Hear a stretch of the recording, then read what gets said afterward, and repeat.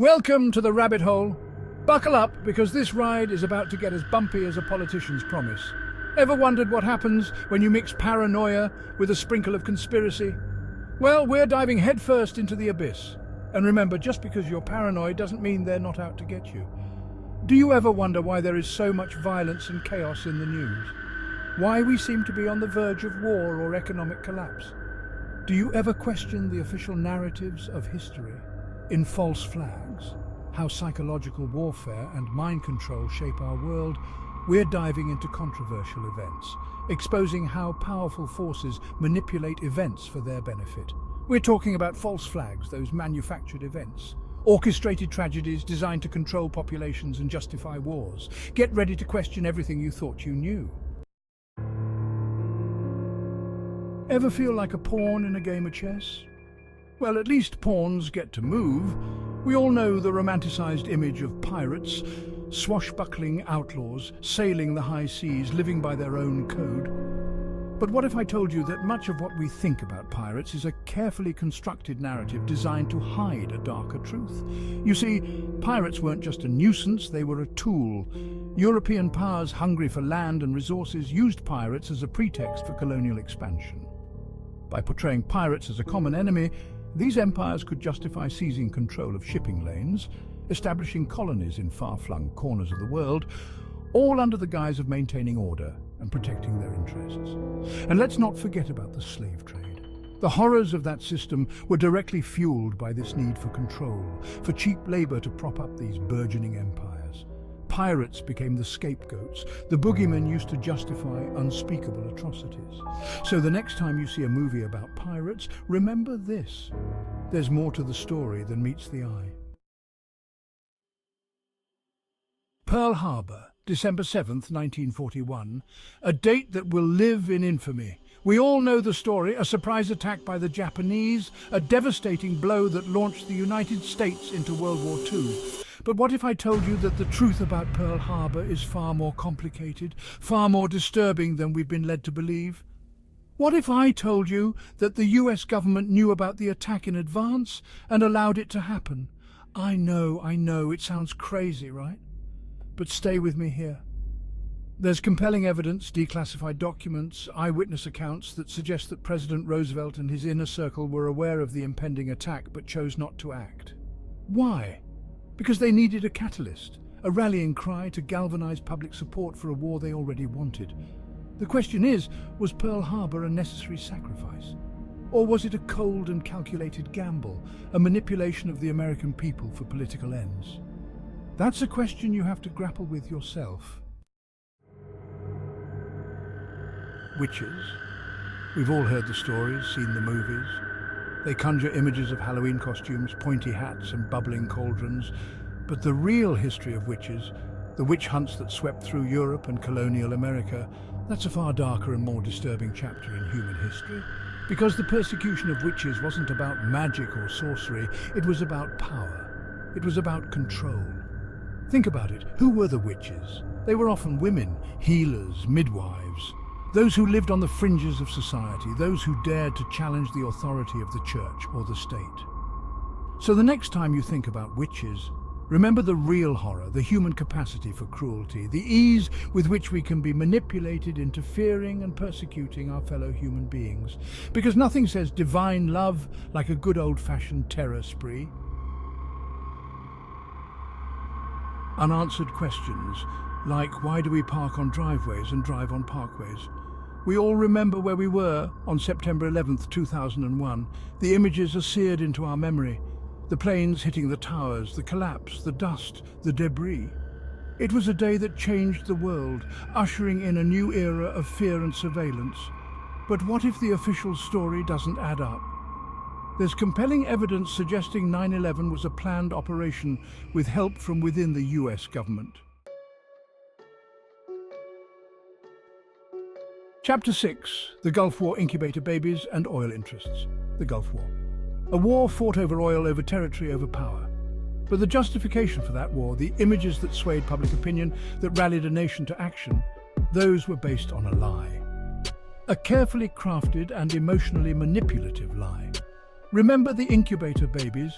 The story of Iraqi soldiers invading Kuwaiti hospitals, ripping premature infants from their incubators, leaving them to die on the cold floor. That story, folks, was a fabrication, a complete and utter fabrication. It was spread by a PR firm hired by the Kuwaiti government, amplified by politicians with vested interests in going to war. The image of those helpless babies murdered in cold blood, it ignited outrage, it fueled the flames of war, because nothing says humanitarian like exploiting babies for oil. Chapter 6, Sinking Suspicions, the Maine, the Lusitania, and the Road to War, or as I like to call it, How to Start a War for Dummies. History is full of inflection points, those pivotal moments that alter the course of nations. And often, these moments are surrounded by controversy, by whispers of conspiracy, by questions that linger long after the dust has settled. Two such moments in American history are the sinking of the USS Maine in 1898 and the sinking of the Lusitania in 1915. Both tragedies that propelled the United States into major wars, but both shrouded in mystery and suspicion. The Maine, a US Navy battleship, exploded in Havana Harbor, killing 266 American sailors. The cause of the explosion? Officially a Spanish mine. But many believe it was an inside job, a false flag operation designed to justify US intervention in the Cuban War of Independence. The yellow journalism of the time, fueled by sensational headlines and anti-Spanish sentiment, whipped the public into a frenzy, demanding retribution. Chapter 7. The Panic of 1907. A financial coup? More like a financial whoopsie-daisy. We often think of history as a linear progression, a steady march of progress. But sometimes it's the crises, the moments of chaos and uncertainty that shape the future more than anything else. The Panic of 1907 was one such crisis, a financial earthquake that shook the American economy to its core. But was it a natural disaster, a perfect storm of economic factors? Or was it something more calculated, a deliberate act of sabotage designed to achieve a specific goal? The panic began with a failed attempt to corner the copper market, leading to a run on banks, a stock market crash, and a widespread economic downturn.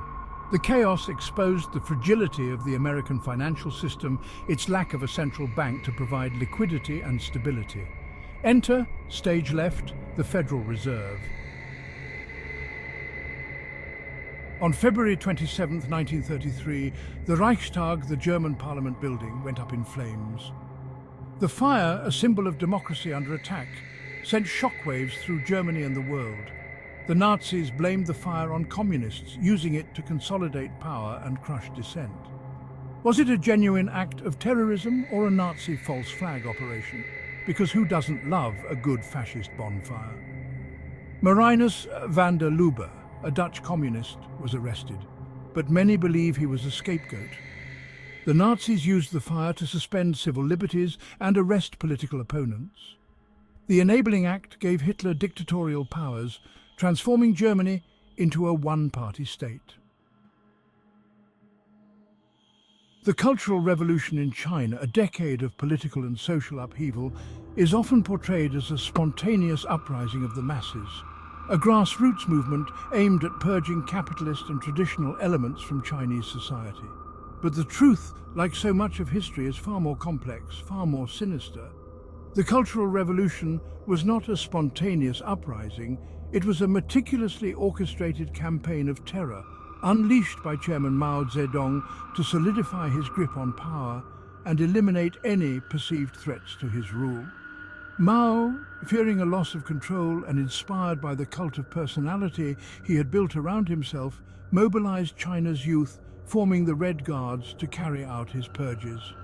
These young people, fueled by revolutionary zeal and unquestioning loyalty to Mao, became instruments of chaos, targeting intellectuals, artists, anyone deemed insufficiently revolutionary.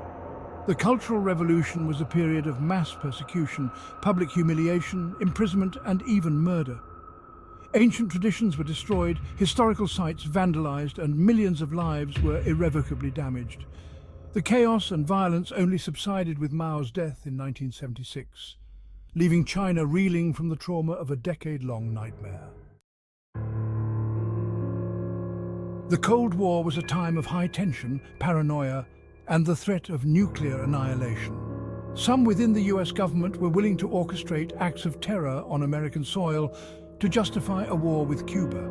This was Operation Northwoods, a real plan conceived in the halls of power, but never carried out.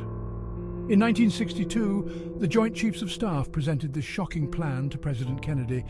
It called for false flag attacks on US soil, blamed on Cuba, to create a pretext for invasion. Thankfully, President Kennedy rejected the plan, recognizing its horrific implications. We've covered a lot of ground in this book, folks. We've journeyed through the darkest corners of history and confronted uncomfortable truths about the world we live in. But this is just the beginning. In False Flags, how psychological warfare and mind control shape our world, you'll find even more shocking revelations, more evidence of how psychological warfare and mind control are used to shape our thoughts, our beliefs, our very reality. You will also learn about Project Last Card, the ultimate false flag that has been in the works for decades, a fake alien invasion that will be used to create a one-world government and a new world order. This book is not for the faint of heart or the easily offended. It will challenge your beliefs and assumptions and expose you to some disturbing and shocking truths. Don't wait any longer. Get your copy of False Flags today and discover how psychological warfare and mind control shape our world. But good luck finding it without a map and a flashlight.